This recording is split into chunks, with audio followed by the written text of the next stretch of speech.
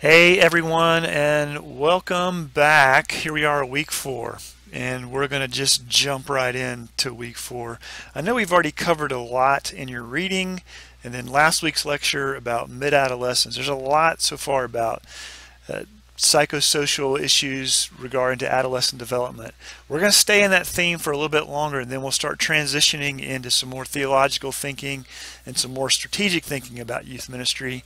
So I want to really encourage you to stay engaged in the adolescent development component here, because we really do have to be good at understanding what's happening in adolescence in general, what's happened with adolescence in history, what's happened in ministry to adolescence in history, but then now what's happening with adolescents in their various substages of adolescent development, because it impacts what we think about and what we do ultimately in ministry. So we're going to take a look at early adolescence and then late adolescence, or what many are calling emerging adulthood. We're going to start with early adolescence. And I want to say just this thought in the very beginning before we dive in. You know, I've met a lot of people through the years who've done youth ministry or doing youth ministry. I've met a number of people who are in ministry with high school students, and they've said in some way or another, man, I love high school kids, but whatever you do, don't make me do ministry to middle school kids. But what I don't think I've ever met anyone, or very rarely have I had a conversation with anyone who said, man, I love middle school kids, but God, whatever you do, don't maybe do ministry to high school kids. For whatever reason, middle school kids are just, they're a tough little breed to do ministry to, and there's this bias built in against them typically. I'll come back to this at the very end on what we say, but I just want to start with this. If you don't have a heart for early adolescence, if you don't have a heart for middle school kids, just start praying right now that God would give you a heart for middle school kids. I know some of you are doing ministry to younger kids and middle school kids. We just need to have a heart for middle school kids. And we got to move away from some of these kind of unfortunate little ways that we describe what it's like to do ministry to middle school kids, because we're just playing into the same myths and the same false understandings that people have about them. It's just a shallow understanding of where they are. So where are they developmentally? There's some real quickly about adolescence, because this comes into play. Identity wise, they're more present in the moment. They don't have much reflective ability. You've seen that even as you've watched the videos about new neuroscience research. So when they're confronted with the possibility of maybe being hurt or wounded, they just don't have the reflective ability or the developmental resource to respond to it in a way that middle adolescents can do that. So they fall back on the behavior from a stage where they last felt safe. And so oftentimes they'll retreat back into childhood, which we'll mention in a little bit. As far as their autonomy, they want to separate from the role of the child in the family, but they don't want to separate away from their family yet. They're saying, please take me seriously, but they're not brave and courageous yet to know that they can really move into independence. And then with regard to belonging, well, it's going to look a little different for guys and girls, particularly at this stage. But guys, they don't have a lot of depth in their social structure yet, so they don't have this great need at this point for socialization as girls do. Boys tend to have more time alone than girls do. So for example, for boys, the first encounter with pornography is often around 10 or 11, right around the beginning of early adolescence. And this is not a big surprise, because they have more alone time, they're more unsupervised, and so these sorts of things can happen for them there. So they're just moving into these developmental tasks that we've talked about already. But let's move forward. Where are they developmentally? Well, you've seen the tightrope. You kind of know how this thing works here. We've got 3 main stages nowadays in adolescent development. There's early adolescence, there's middle adolescence, and then late or emerging adulthood. So obviously we're talking about kids right here. So they've been in this stage of dependence as a child. They're moving towards interdependence as an adult, but right now they're in a stage of independence. They're stepping out onto the tightrope, if you will, from a stage where they have lived dependent on their family system or family structure into independence, which, if you think about it, It is really literally like walking on a tightrope for the very first time, and it can be quite overwhelming. And that's what you see oftentimes with early adolescents, is that they're exhibiting these behaviors because they feel overwhelmed with this new state they are. Some key markers. All right, they're becoming intuitive now. They're able to begin to grasp that relationships exist outside of their family now. So for girls, this happens sooner. So girls tend to be far more intuitive by comparison to boys in early adolescence. It also means they have a range of reactions because they are often now extremely sensitive, or they have, well, I guess it's fair to say, extremely sensitive to anything that happens to them in a relational context, because it's probably a new way of experiencing relationships. So you have to be really, really careful, particularly for an early adolescent middle school girl who may be extremely sensitive, and you may feel like you've gotten the exact opposite reaction of what you intended by something that you said or what you did.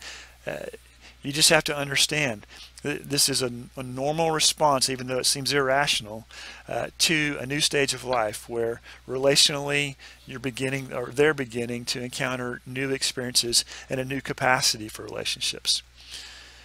They're still concrete thinkers, so you might see them exhibit at times more relational ability, but they're still pretty concrete in their thinking. So cognitively, they're beginning to be more aware of what's around them, but they still can't process abstract things just yet. So when you are working with them in a ministry setting, you want to be as concrete as you can be. Even though they may have the ability to repeat back certain abstract type phrases, Jesus died for my sins, those kind of abstract ideas, it doesn't necessarily mean that they understand yet what those mean. They're still thinking concretely when it comes to cognitively. And we've already said in relationships, they're beginning to grow in importance, or their new relationships rather, outside their family circle or family system, are beginning to grow in an increasing importance. And what happens in families oftentimes is that they interpret that they are now less important. Moms and dads struggle with this stage often, particularly moms of daughters, because daughters begin to elevate their friendships. Moms feel like they have just been in this sweet spot with their girls, and they are suddenly a lot more interested in spending time with their friends, and those seem like much more important relationships. So moms feel like, I'm losing them. I'm completely losing touch. And that's a not an inaccurate way of feeling, but it's not that they're separating away from mom or dad. It's that they're growing in independence under this larger umbrella of the family there. But you'll often see that times with parents dealing with their kids moving into this stage. It feels like they've suddenly lost them, and it can be overwhelming for parents too.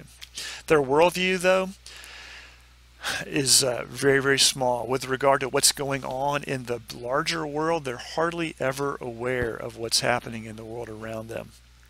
And you just got to take that into account. They're still pretty small thinkers, relatively speaking.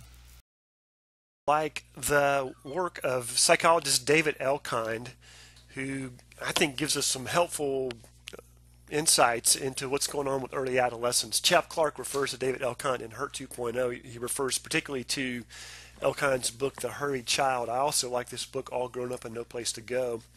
It's a little bit dated. It's about 20 years old now, the last update is. But I think there's some really helpful terminology here that'll explain for you behavior in early adolescence. If you don't work with them directly, this will explain what you see when you're around them. If you do work with them directly in ministry, then this is the stuff that you've already seen. But here's some three key terms from Elkind.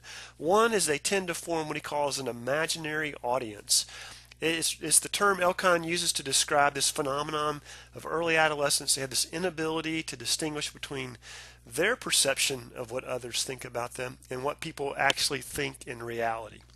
Now, this is a hint, by the way, that early adolescents are beginning to think abstractly because they're beginning to be able to conceptualize their own thoughts and conceptualize the thoughts of others. However, and this is key, they tend to focus mostly on their own perceptions and to assume that the entire audience, everyone else all around them, is focusing on the same thing. So they, in other words, they kind of see themselves like they're on a stage and everyone around them is focusing on them. And the way they see things is, they assume, how everyone else sees it too. So, for example, they can be so anxious or stressed over the way that their hair looks. Maybe they got a haircut or they couldn't get their hair to look right that particular day. And they're going to be so anxious about it because they believe that everyone is going to notice that one small thing about their hair. Or, maybe it's complexion, there's a zit that shows up and they're going to think everyone is going to be zeroed in on it. Or something about their clothes that day didn't match up with what they were hoping for, and they are convinced that everyone will see it, will zero in on it. They if they spend longer time in the bathroom, then they're going to come out thinking, oh my gosh, everybody's wondering what I was doing in there. Now, if you're thinking, well, I'm kind of self-conscious about how much time I spend in the bathroom too, that's okay. That's just a little leftover imaginary audience from when you were an adolescent. But in other words, altogether, it helps to explain why adolescents will usually seek privacy. They might feel reluctant to reveal themselves because they feel like they're kind of constantly under the critical scrutiny of other people. However, sometimes you will see this. It might also mean that they think the audience is admiring them as much as they are admiring themselves. So that's why sometimes they're not afraid to be impulsive and inappropriate in a crowd, because they don't have the ability to distinguish between their own perceptions of themselves and what everyone else might think at the time, and that is that they're actually being obnoxious right now and not admirable. We see that a lot in middle school kids. The other concept from Elkind that I like is this idea of the personal fable. Elkind thinks that early adolescents had this complex set of beliefs that their own feelings are unique and they are special just to themselves. And sometimes they even just have this sense of immortality, or this, maybe it's a better way to say it is that they have this lack of a sense of their own mortality, that something they could do could have the consequence of actually being fatal. But since an adolescent usually fails to differentiate his focus on his own perceptions and that of others, he tends to believe that he is of importance to so many people. This is kind of complementary with that imaginary audience idea. So he kind of tends to believe that his own feelings are something special and unique. So how you commonly see this is, an early adolescent will frequently have trouble communicating themselves, what they feel or what they think, and so they'll say, you don't understand me, because they're unable to communicate their own feelings or their own beliefs about themselves, because they think they're so unique to them that no one can possibly have a placeholder or a way of interpreting what they're saying. And it's so abstract really at this point, they don't have the ability to put it into words. So often they think no one gets me, because no one could possibly understand my complex, unique story that, parenthetically, I don't have the ability to explain anyway. And then the third idea from Elkind that I think is helpful about early adolescence is this idea of the patchwork self. And this really plays into what I was saying a couple weeks ago with regard to the history of the self. We live in a world now that really encourages or values a very flexible self. This is sort of the consequence of the postmodern world, which tries to avoid anchoring ourselves in any particular sets of beliefs or social constructions. The postmodern view is we're much better off if we can be very flexible and dynamic. We've talked about that already, but here's what happens in early adolescence. Is what Elkind says is they tend to create what he would call, rather than an integrated core self, they're encouraged to create more of a patchwork self. So they take in and compile the feelings, thoughts, opinions, and beliefs from others as their own for that particular situation they're in. So it might sound like they're actually very adaptable, but what it really means is that they have no inner sense of self to fall back on for guidance and direction when they encounter new situations, like they would if they were encouraged to be more integrated as a core sense of self. So they're easily influenced by others. That's not a surprise to you, right? Because Elkind says they don't have an inner gyroscope. And because they have developed this habit of following others rather than making their own decisions, they will follow others rather than make their own decisions. So as a result, they're often more vulnerable to stress because they must always look to others for coping strategies or direction or knowing how to respond or act in a certain situation. They're also very present oriented. They don't really think very future oriented. They can't in the same way that someone with a more integrated core sense of self would be, and therefore they're less able to postpone immediate gratification. Being able to postpone immediate gratification is a key indicator of a growing, mature, integrated sense of self, but that's not what's happening here. So 3 ideas that kind of help us understand some developmental things that go on in the lives of early adolescents. What are they encountering experientially? They certainly encounter sex at a younger age and sexual context, sexual things at a much younger age than they have in previous generations. That's not a surprise to you. If I said we live in a hypersexualized popular culture, you would certainly agree with that in the U.S. And the West in general. Let me share a little clip from a series that was done on public television about 10 or maybe 12 years ago now, called Middle School Confessions. You can find this on the internet if you want to watch part of this, but this particular section here deals with some middle school girls, early adolescents, talking about their sexual experiences. Now I'm going to show part of this. I won't show all of it. It's long, and it can be a little overwhelming. It can be maybe a little scandalous in some ways. But what I want you to listen for is how they describe or process their sexual experiences, keeping in mind that they're 11 or 12 or 13 years old.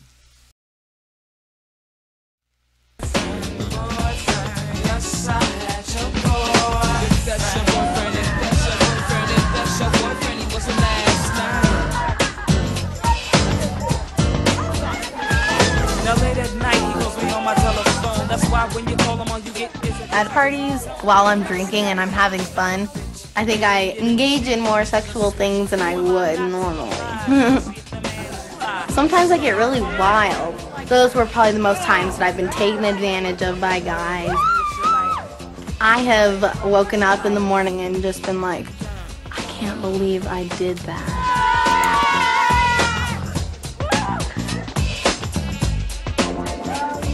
We hadn't been going out very long. I mean, it was sort of my first time.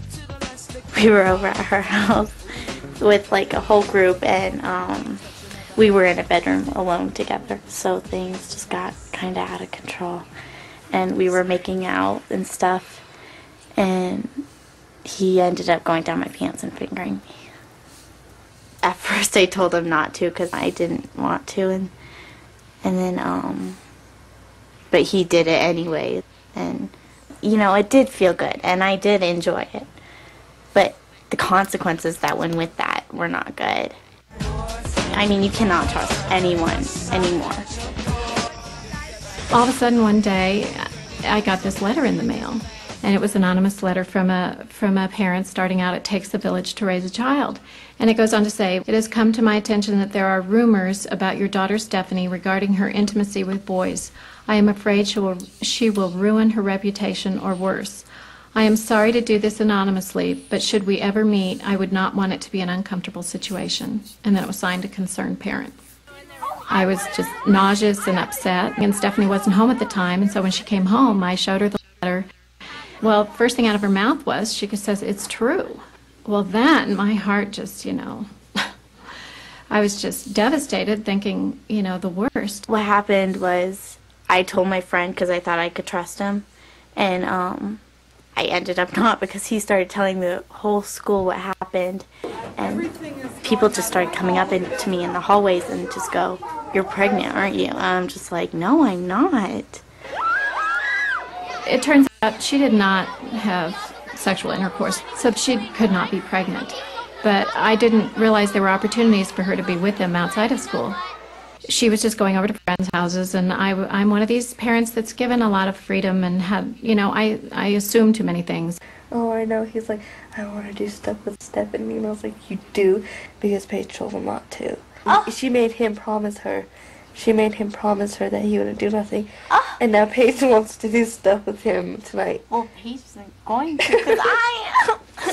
I think personally the sexual things that you could do is like have a guy finger you and you like maybe like give him a handy. And, like, I think, like, it's okay, like, if, like, he fills you up and you guys, like, make out that, like, at this age. But I just don't think it's okay, like, to go, like, all the way. I think oral sex is okay to do because it's not a intercourse, and I just feel that it's okay.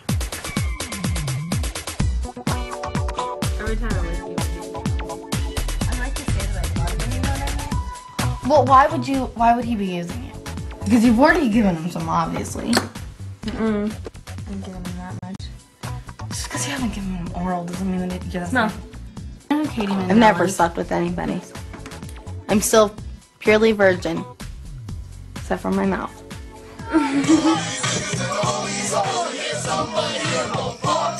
With oral sex, it's really kind of fun to do. Because when the guys get it, they kind of give you more attention for it, and they're really happy with you and stuff like that. My boyfriend and I were going out for about 6 months before I gave him a head. And we liked each other a lot. Like at first she was like, oh my god, I cannot believe I did this, because she like called me and she's like, Amanda, what did I do? And she felt horrible. It was kind of like, I can't believe I did that, but after I was like, okay, that's cool.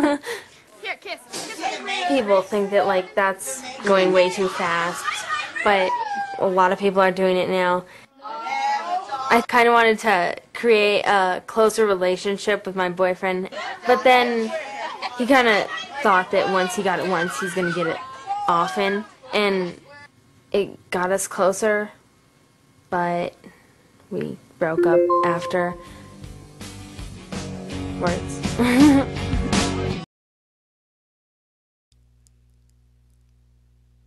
Okay, I think that's enough of that video. I'm not showing that to you to try to get a reaction from you or to be manipulative about that. I mean, that is difficult to watch as young girls, 11 and 12-year-olds, talk about sexual behavior. But what I hoped you were able to see in there, maybe you actually saw a little glimpse of the imaginary audience or the personal fable there, but for sure you saw them using relational adult-like language describing their relationships with each other, talking about having a boyfriend and how we like each other and we wanted to grow closer. So they have this sense, this desire to grow and develop relationally. But didn't you also notice there was sort of this cool emotional detachment from what they were talking about doing, about their behaviors, because they don't have the reflective capacity yet to process what they're doing. So that's what they encounter experientially with regard to sex. But then there are also other elements of early adolescent life too. What about drinking? What about drugs? What does pop culture say?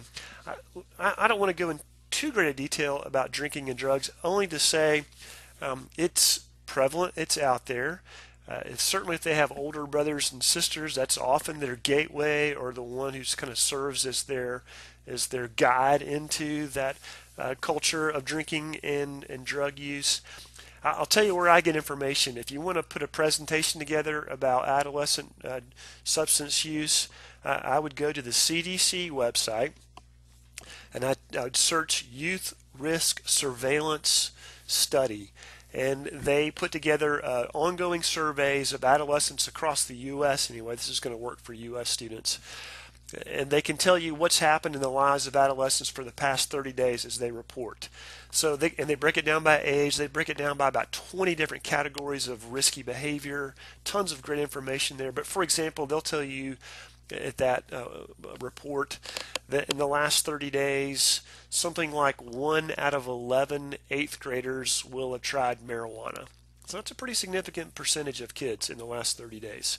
Or in the last 30 days, something like 1 out of 8 eighth graders will tell you that they have had a binge drinking episode where they consumed more than 5 drinks of alcohol at one time, like at a party or something like that.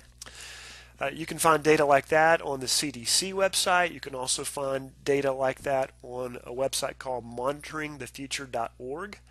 It also does ongoing surveys and has been doing it since the 80s, so you can actually go back and track drug use, alcohol use over time. Another website that you might be interested in for more information is called the Center for Parent Youth Understanding, cpyu.org. That's a Christian organization which warehouses and archives a lot of articles, a lot of studies, a lot of opinion pieces on issues surrounding adolescence, but particularly kind of the things that show up like drinking and drugs and that sort of deal.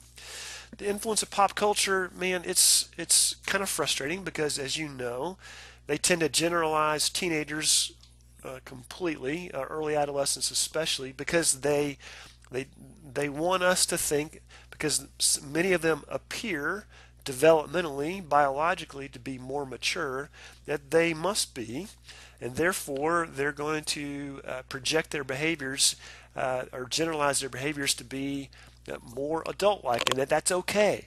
But it's actually not, because remember, even though physically, biologically, they may have developed more, their brain development has not kept pace with their biological development. This is a key, unique phenomenon in our culture and in our times. Biologically, they develop earlier. Brain-wise, they don't. That's stayed the same throughout history. So we will allow them to be exposed to more and more adult type behaviors, or less and less protective, keeping them from being exposed to adult type behaviors, because we wrongly assume they may look more grown up, but they're actually not.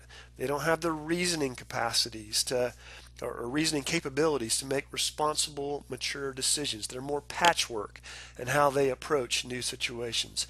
And they don't have, as we said before, the reflective capacity to process what's happening to them relationally or with regard to making sound decisions about substance use and that sort of thing.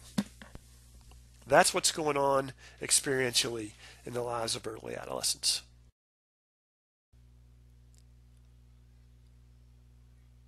Okay, let's make a transition. So what's happening to them relationally? Well, emotionally, there's a big range of things that can be happening right here. And again, it's very volatile because they're just now stepping out onto the tightrope into independence, and it's a new experience for them. So particularly with girls, you know, if you are doing middle school ministry, you pull a kid up front, you do something that makes fun of them, where they're sort of the one who gets embarrassed in a game. Well, for some kids, that's a great night. But for some kids, it's mortifying, and particularly with girls, they have a big range of reactions there. Guys are somewhat the same. But what happens is, because they don't have this emotional reflective capacity, you might see them later acting as if it was no big deal. And so we'll assume, as a lot of the literature will say about adolescents, that they're just resilient. They can just handle the range of emotions or the experiences that they have. But probably what happens is that all these events, all these things that happen to them, or if someone makes fun of them, or if they're in a rumor is started about them, well, they begin to store all those things into like a reservoir. And they don't process them now, so it looks as if it doesn't bother them. They're resilient. They can handle it. But they store them away into a reservoir of some sort or another. Gets kind of packaged off on a shelf somewhere in their psyche. And when they do develop the emotional capacity or the reflective ability to process what's happened to them, then they go back and get those years later. And that's where the reservoir effect comes into play. So they're storing up the messages of the things that are happening to them now. So again, we have to be very careful and very delicate with them them. We also have to take into account, again, the changing dynamics of relationships within the family. As they're moving into independence and no longer in dependence, it's a disruption in the way the family used to relate. So again, for parents of middle school kids, especially their first middle school kid, it can often be very overwhelming, very challenging. So we need to be very sensitive to where they are and to listen to parents, not try to diagnose for parents what the problem is, but to encourage them. That in many ways these are normal behaviors. It doesn't mean that your child is abandoning you. It's just that they are beginning to get a taste of this newfound sense of who I am, or at least this impulse towards discovering who I am, a little bit of taste of autonomy, being able to make a few decisions for myself, and new ways of belonging as relationships are now growing in importance to them. These are not unusual experiences, but they certainly can be unsettling for parents, and so we have to be sensitive to that. At the same time, we have to recognize, especially with the very young adolescents, the earliest 11 or 12 years old adolescents, that experiences for them can be overwhelming, and they'll want to retreat back into the last place they felt safe, which was in childhood. And so 11 and 12-year-olds oftentimes just need to be with their moms and dads. If you're away from home, a camp trip or something like that, a lot of times for them that can be an overwhelming experience, and they'll react in such a way that you'll think they got to be with their mom and dad. That's what they need right now. That's not unusual. There's nothing wrong with that desire for them to go back to the last place they felt safe, which was childhood, and oftentimes it's family. Okay, so what do they need environmentally? Well, they need a few things. I think first of all, they need proactive support. You know, if you encounter a middle adolescent, probably the key question they're thinking when they meet you is, do I like you? But the exact opposite is true with early adolescents. When you encounter them, even though they may be a little awkward, because again, remember, they don't have very good developmental capacities yet, but the question they're asking fundamentally is, do you like me? And so I would say, if you are working in middle school ministry, you got volunteers who are working with your early adolescents, they need to know that's the fundamental question kids are asking. So we need to be proactive. We need to go out of our way to engage them, even though they just may be really awkward relationally. We've got to extend to them a welcome, a sense of warmth, a sense of, that's the affect we want. We want a sense of warmth in the room where they are. Kind of related to that, we want to create a family-like atmosphere. The key idea is that we want to make sure every kid, every early adolescent feels like they belong in any environment where we are. So we always want to be on the lookout to make sure that no one is left in a corner somewhere, that they're included, they feel like they're a part of things. A key developmental need of adolescence, of course, would be the need to belong. And so I think by creating more of a family-like environment in what we do, we will communicate to them, here's your opportunity or your place where you belong. They need a safe place. Remember, I told you they're asking, do you like me? And they want to know that it's safe to be wherever you are. If we're doing ministry with them, again, they're already self-conscious, right? We talked about the imaginary audience. They're already worried, and oftentimes that whatever happens to them is going to be amplified by the fact that they feel like they're on stage and everybody sees it. So we have to be in the role of protector. We have to take up for them. I'd say in middle school ministry, if it were me, I would avoid doing activities or games that single out kids, that call attention to things like weight, to call attention to things like size, that calls attention to things like physical strength, because we're going to exacerbate those internal senses of self-consciousness that they have. I would just try to avoid activities that we do that has a potential for embarrassing kids, or even activities that tend to kind of honor those kids who love to get in front of the audience, but maybe they don't realize they're really getting negative attention and not positive attention. They might think in their own kind of imaginary audience way, oh, people like me, they think highly of me right now, when in fact they're all going, no, you're really obnoxious right now. We want to protect kids from that too. We want to make safe. make it a safe place. So I'd say the general principle is make heroes out of early adolescent kids. Don't let them show up to your ministry or your event or your activity wondering, I wonder if I'm going to get made fun of. I wonder if they're going to point out things about me that I don't like about myself. You want them showing up because they feel like people engage me and like me. People want me to belong, and it's a safe place where I am. And then lastly, I would say this, they need a chance to rehearse. If you're teaching early adolescent kids, I'll say this might be a little controversial. Number one, it's not oftentimes what kids understand cognitively. It's much more about what they feel. If they feel cared for, invited, and safe, there's that environment of warmth, like I was saying before, that often is the most important thing. Now, when we're teaching them, we just have to recognize as early adolescents that they need a chance to rehearse and practice with the information or the ideas we want them to understand. So they need a chance to share how they're processing the content and the experiences in the teaching of the ministry. We need to let them say what they think, what they feel, what they grasp, and let them speak freely, but then very gently help them connect the dots to the point or the idea or the intent of the lesson. Here's what's important about this. This needs to be done repeatedly, and it needs to be done over time so that it is kind of built into them, so that when they do get older and have the ability to reflect abstractly, they'll be able to include this content from that reservoir now imported into this growing sense of self that they'll have as they move into middle adolescence and early adult or emerging adulthood. But a lot of times junior high ministers, middle school ministers overlook this idea. It's not intentional, but I think oftentimes we don't value it because we think, they've got it. But that might only really be because they're just good at parroting back what they've heard us say.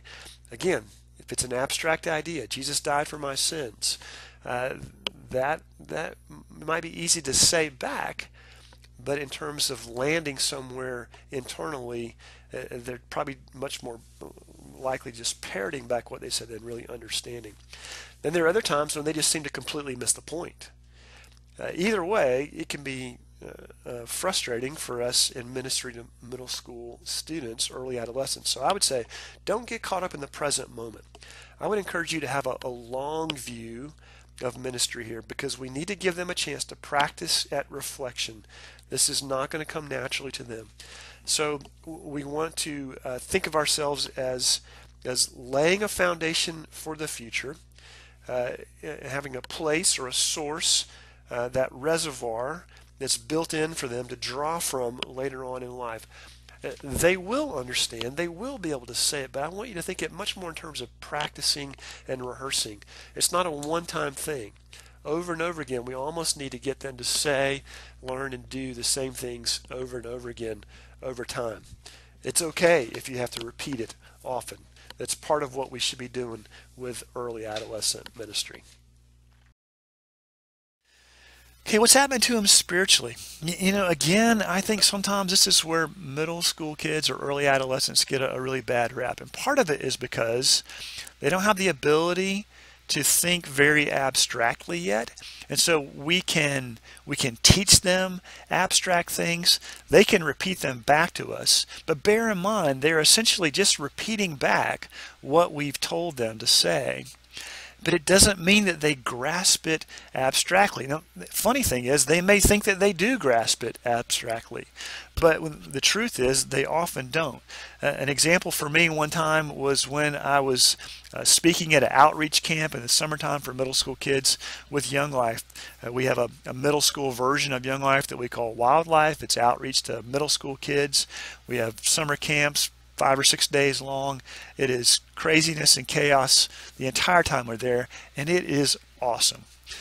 So I had this kid. He's there with a volunteer leader with him who's been explaining and processing him all the things I've been saying all week long, and we're kind of getting to this point where we're trying to explain what Jesus' death on the cross has meant to them. We've talked about sin and our need for redemption, a Savior. Again, I'm using these abstract ideas.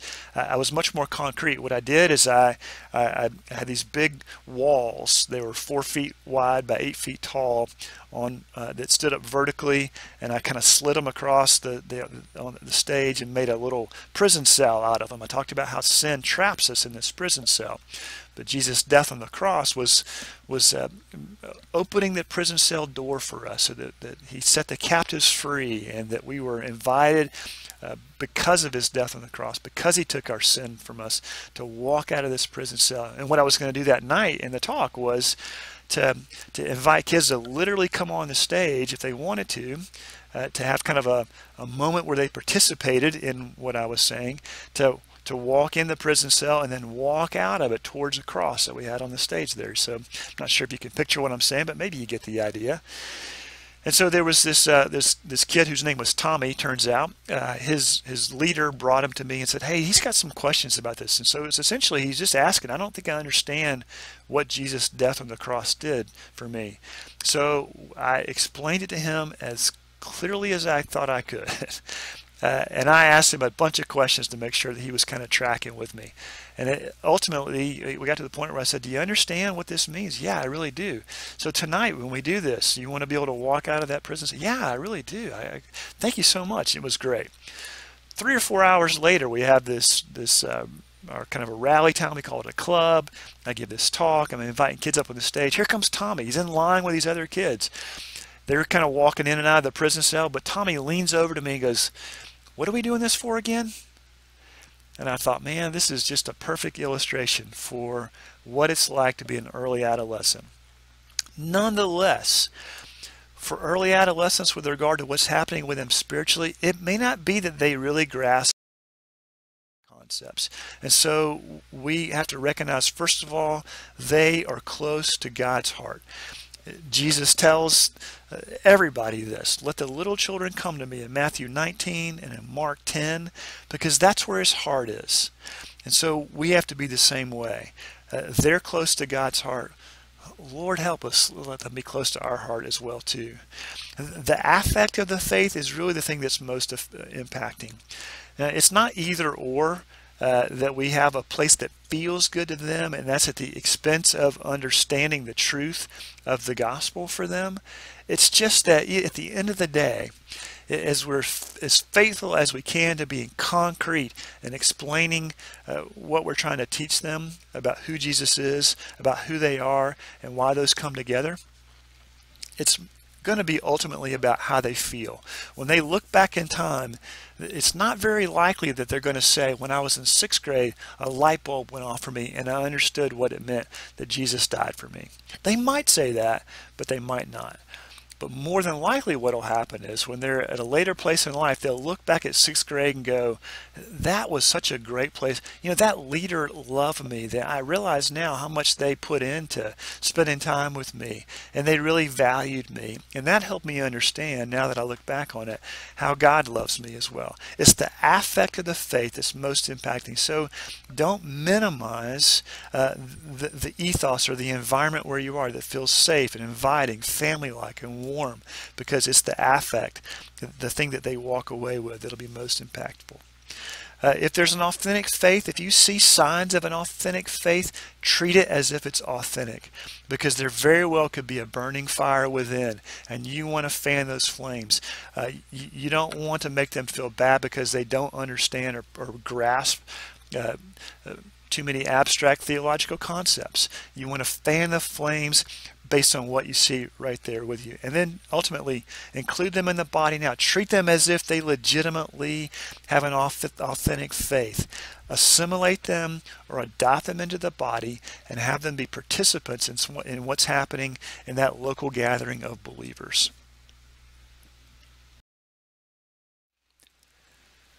Okay, so you're ready to transition now into looking at the uniqueness of emerging adults? Well, let's do that. Let's jump.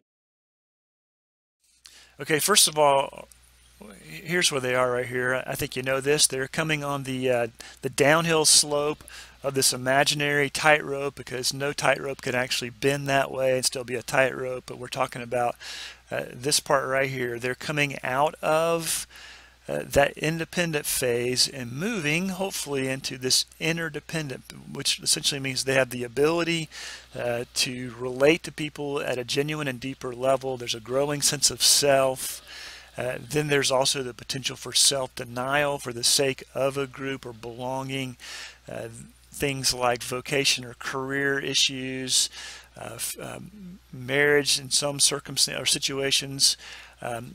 All these things begin to happen now to move them into an interdependent interaction with one another and the larger society.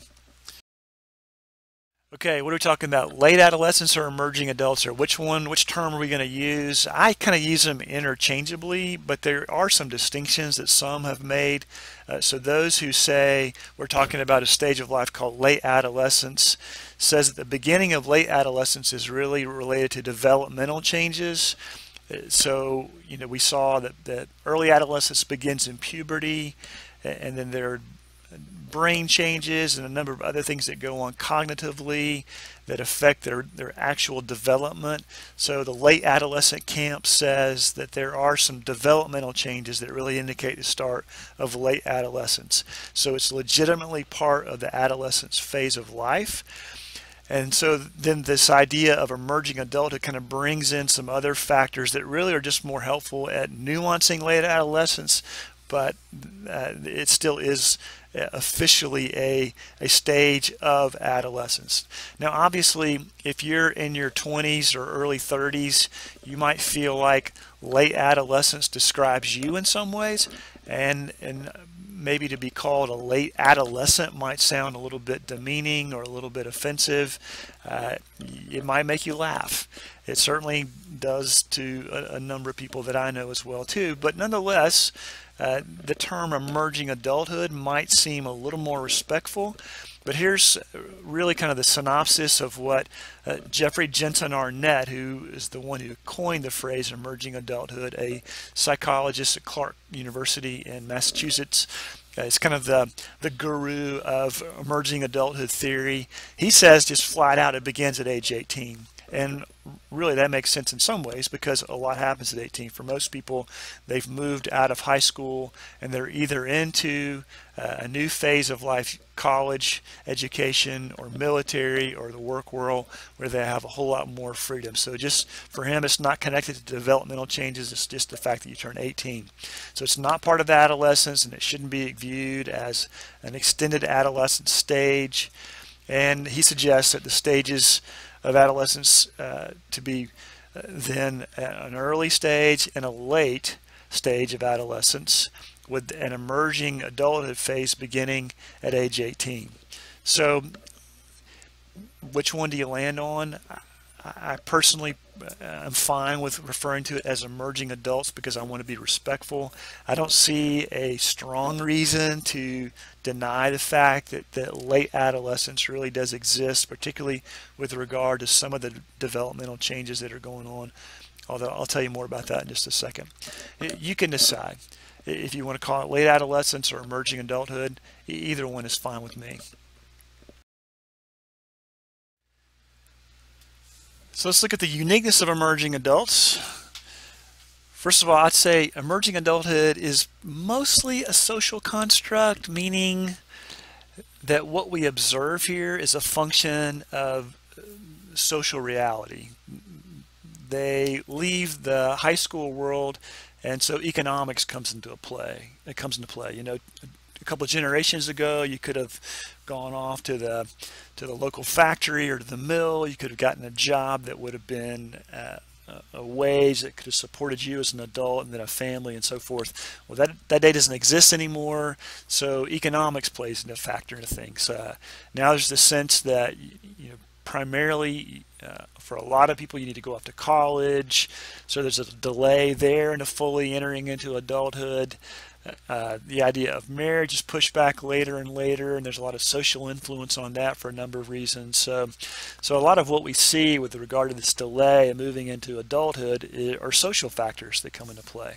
It's not completely a social issue or social factors. I think there are some cognitive changes that are happening, but for the most part it's a social construct.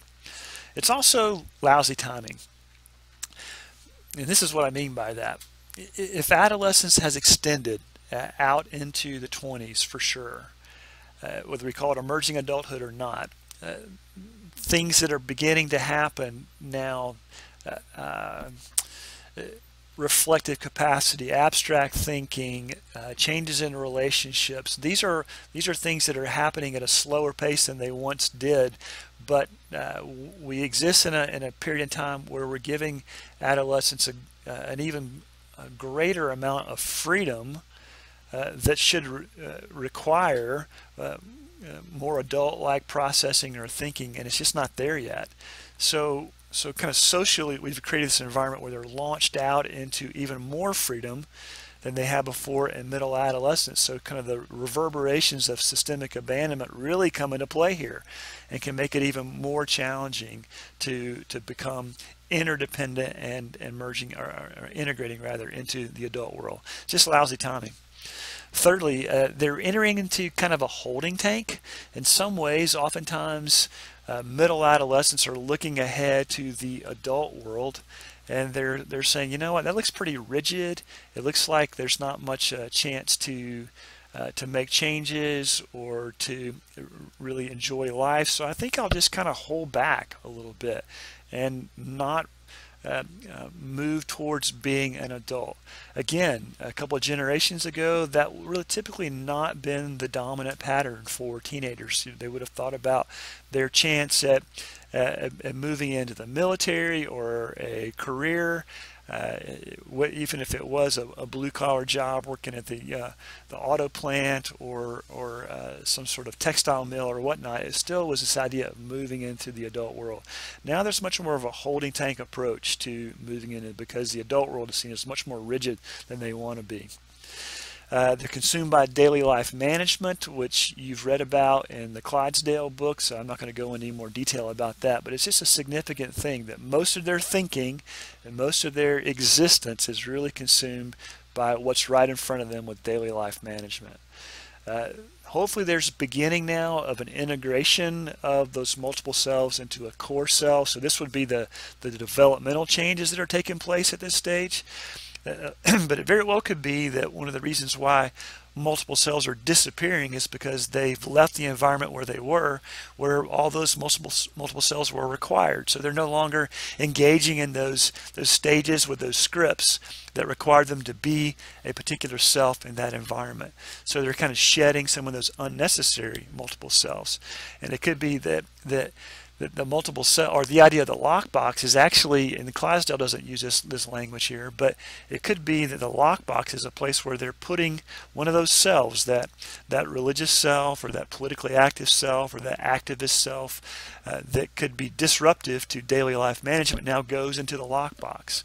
And whether they come back to it or not later remains to be seen. Clydesdale seems to think that they can or they do come back to it from time to time. Kind of depends, I think, in my opinion, whether or not that was really just a self that was created in middle adolescence or if it really was a core conviction or a core part of who they were. They're practical credentialists. Because they've grown up in a consumer society, a marketplace where whatever they wanted was just essentially a function of having the resources to purchase it. That kind of influence has happened greatly in that next stage of life, particularly in college or trade school or technical school. Where there is this sense that in order for me to move on to the next place in life, I just need to pay the fee to get the credential. So college or trade schools are not about cultivating learning or for complex problem solving or the skills to do that, as much as it is to kind of pay your fee, your tuition, if you will, to get your credential that you need to move on. So oftentimes instructors or academics are seen as obstacles rather than those who have wisdom or can cultivate learning. And so they kind of stand in the way of their desire for the credential. They begin to group by affinity. Middle adolescence, they group together in clusters according to self-concept, kind of how they see themselves and see others.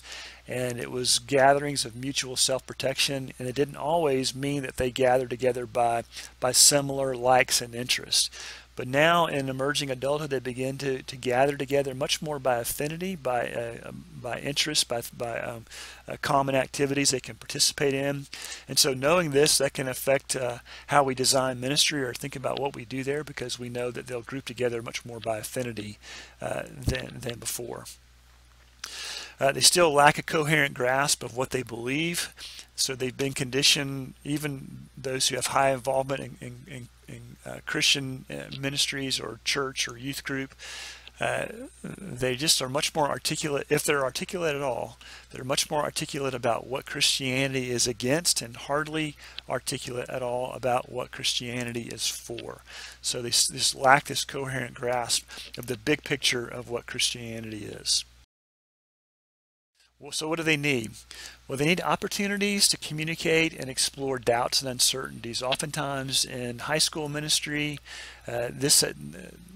oftentimes those in youth ministry are just not comfortable with the fact that adolescents express doubts or uncertainties, because we typically begin by thinking of adolescents as those who will engage in bad behavior or be influenced by the culture or the world around them or participate in sinful things. We put a lot of emphasis on trying to hedge them or protect them from bad behavior. Whether we mean to or not, we often make Christianity into behavior management or behavior modification, or what Dallas Willard calls the gospel of sin management. And so we don't have an opportunity to really explore complex questions, their doubts or uncertainties. They're not even necessarily thinking about those in complex ways yet, but oftentimes what we've given them is fairly simple, superficial answers to doubts or uncertainties. They enter into this new stage of life. They enter in much more complex questions in new relationships. In college settings, for example, they encounter a diverse range of people with a different kind of life experience that they've had so far. Academics present complex questions or even challenges to their faith, and they oftentimes don't hold up. Those superficial answers that they've been given before, kind of the pat answers, don't have the gravity to stand up to the onslaught of the realities, not even just those who are hostile to Christianity, but just the realities of life being much more complex now. Fuller Youth Institute in their Sticky Faith project found that middle adolescents who had the opportunities to work with their doubts and uncertainties in a safe environment, not feel condemned for doing that or judged for doing that, actually, when they moved on to the next stage of life, tended to do better with regard to staying on track with their faith than middle adolescents who didn't. So I think what this tells us is that even if we're working with emerging adults or very early into that late stage of adolescence, that they need to have a chance to begin to work with the complexities of life and learn that the gospel does intersect with these complex questions of life. They may not be easily tied up into a bow and a nice neat little package, but nonetheless Jesus can be present in these doubts and uncertainties. He's not disappointed by them, and they're not an indication that somebody's about to walk away from the faith. It's a stage of faith development, having a safe place to work with doubts and uncertainties. So we need to create opportunities for that. I'll recommend to you Sticky Faith's 2 volumes, these books with study guides called Can I Ask That?, which is really great because oftentimes, whether we know it or not, middle adolescents are thinking, I can't ask that question. I'll probably get made fun of, or somebody will panic if I'm asking a question that seems to indicate I have doubts. 2 little books from Sticky Faith, 2 volumes. Volume 1, Can I Ask That? Volume 2, Can I Ask That? With study guides. I would just recommend it to you. If you're doing ministry to late adolescents or to mid-adolescents, they're great resources for you. They also need genuine community, or at least the opportunity to begin to experience genuine community, whereas before, developmentally, this was not really that possible for them. They're beginning now to move into a stage of life where there's a lot less selves. They're beginning to have a bit of an integration into a core.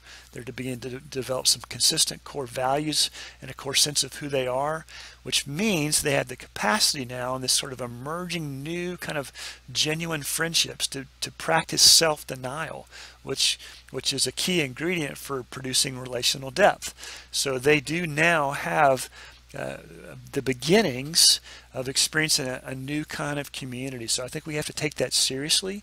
We have to give them a chance to have a new kind of sense of belonging that can add depth and dignity to who they are. Thirdly, they need to have participation, not just passive ministry. So ministry to late adolescents can't just be about what we tell you or teach you. We have to give them opportunities to get their hands involved in doing things in ministry. So it could be participating in leading or teaching with their peers. But even beyond that, we need to give them a chance to do things where they apply their faith to real world situations, so those become part of their understanding of what Christianity is about and what Christianity is for. They have a lot more freedom now. They have a lot more sense of their growing autonomy, that they have power, that they have the ability to do things that matter. And so we need to capitalize on this and give them a chance to participate in ministry rather than just sit back and receive or consume.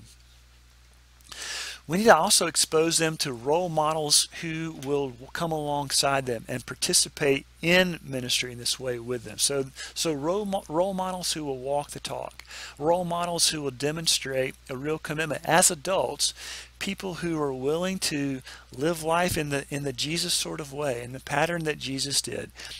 Being engaged into the challenges and realities, and particularly the sufferings of the world, those around them, valuing people differently, not valuing people according to the pattern of the world around us, but valuing people in the way that Jesus did.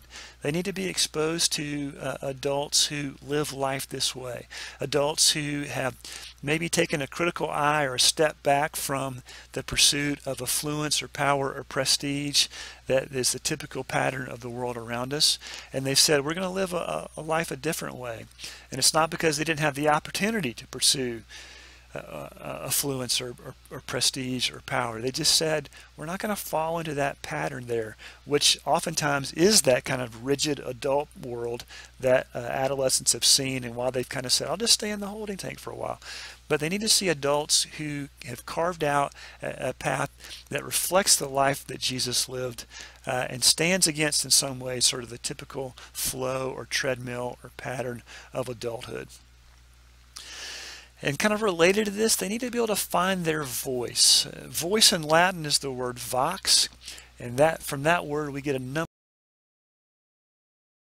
of other words like vocare, which you could see the connection to vocare, which is another form of voice, but we get our word vocation from that. And when I talk about vocation, I don't mean necessarily vocation like a calling to ministry or a fulfilling career, although it can be that. But what I really mean to say is that we need to be able to come alongside emerging adults to help them recognize that they have gifts and talents and abilities that can be used to have impact, that can push back against the injustice of the world, that can bring mercy and goodness into the world that they're around, that can create beauty and art and a number of things that sort of infuse the culture around us that maybe stands against the pattern of this world. And those things don't always happen with a paycheck. It may not be that we're doing those things as part of our professional vocation, but we need to help emerging adults understand that it can happen both ways. We might have a vocation or a calling or an opportunity to get paid to enter into the fray and alleviate the suffering in the world in Christian ministry or in some other nonprofit opportunity or whatever that may be. And that's a beautiful thing. But just because we don't get a paycheck doesn't mean it can't still be a voice. We can't still use our voice in the world, our talents and gifts and abilities. And so helping emerging adults think realistically about finding and using their voice, whether or not it's connected to a paycheck, would be an important task in doing ministry with them. Here's some resources for you. These are a couple of Christian Smith books. Souls in Transition is a continuation of that longitudinal study of the National Study of Youth and Religion, where he begins to follow those high school students who now have entered into the next stage of life, emerging adulthood. And he is an advocate for seeing this stage as emerging adults. You've seen the article that I had you read by Christian Smith. He also wrote this book called Lost in Transition, which the subtitle is The Dark Side of Emerging Adulthood, where he takes a deeper look below the surface at what's going on there. Jeffrey Jensen Arnett's book I commend to you, The Emerging Adulthood.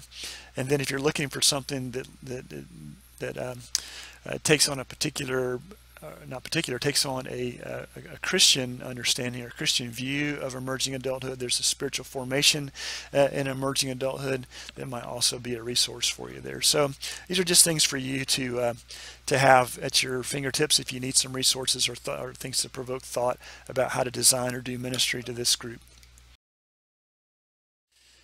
Okay, some final thoughts here. The dominant narrative about teenagers today, outside the church, but probably inside the church as well, could be reflected by this billboard that you might see in an airport. And I've seen this one before too. I have a teenager. I don't need a broker who doesn't listen. It just kind of plays into this cliche, stereotypical way of lumping all teenagers together into this sort of a stage of life. Well, in essence, they just won't listen to me. That kind of narrative has resonance with people, whether they're inside the church or outside the church, because we've kind of allowed that story to be told about adolescence. But Prophet Joel tells a different story about adolescence. This is from Joel 2. It's quoted later in Acts 2 when Peter stands up after the outpouring of the Holy Spirit. He quotes Joel 2. But this is what it says: I'll pour out my spirit on all people. Your sons and daughters will prophesy, and your old men will dream dreams, and your young men will see visions. Even on my servants, both men and women, I will pour out my spirit in those days. Well, are we living in those days? And do we believe that the Holy Spirit has been poured out on our young? Certainly Jesus valued the young among him when they were around him. But are we going to play in the same stereotypes and cliches? Are we going to be advocates for early adolescents and even for emerging adults who seem to kind of just be left in this holding tank? Are we going to be the ones who push back against the cliches? Are we going to be the ones to advocate for them to say they can have impact now because they didn't get a junior version of the Holy Spirit? When they met Christ, they got the same Holy Spirit that's in all of us as adults. And I think we need, as people who are concerned about adolescents, to be an advocate for them, to take up the cause for them, and to figure out ways that we integrate them into the body so that they become the people that Joel had a vision for.